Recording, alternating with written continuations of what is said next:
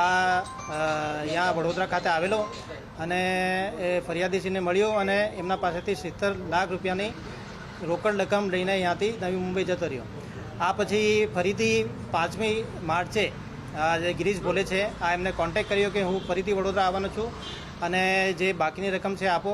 તો 5મી માર્ચે જે ફરિયાદીશ્રી છે એ 80 લાખ રૂપિયા રોકડ લઈને આ ગિરીશને આપ્યા હતા અને એમને એવું જણાવ્યું કે હવે તમને 1.5 કરોડ રૂપિયા આપી દીધા છે, હવે મારા દીકરા તેમને મળવા આવો.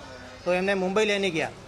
જ્યારે નવી મુંબઈમાં ઉલ્વા ખાતે લઈને ગયા, ગેસ્ટ હાઉસ ખાતે એ ફરિયાદીશ્રીને રોકાવવામાં આવેલો હતો, પણ એમના છોકરા સાથે મુલાકાત નહીં કરાઈ. એ કીધું કે જે બાકીના 10.5 કરોડ રૂપિયા છે પહેલાં એ આપો તો અમે તમારા દીકરા જોડે મુલાકાત કરાવી.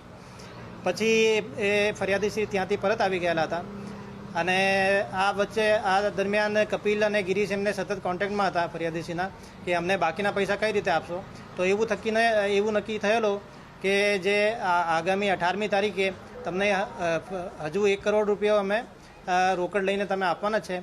તો આ જે અમારો ફરિયાદીશ્રી છે એ એમના દીકરાના મિત્ર અંકિત પટેલ કરીને છે, એ અહીંયા લોકલ ગોત્રી પોલીસને કોન્ટેક્ટ કરીને જણાવેલું કે એમને મિત્રનું ત્યાં અપહરણ કરી લીધું છે નવી મુંબઈમાં અને ત્યાં બેસાડીને એમને મૃત્યુની ધમકી આપીને એમને પાસેથી પૈસાની ઉઘરાણી ખંડણી કરે છે.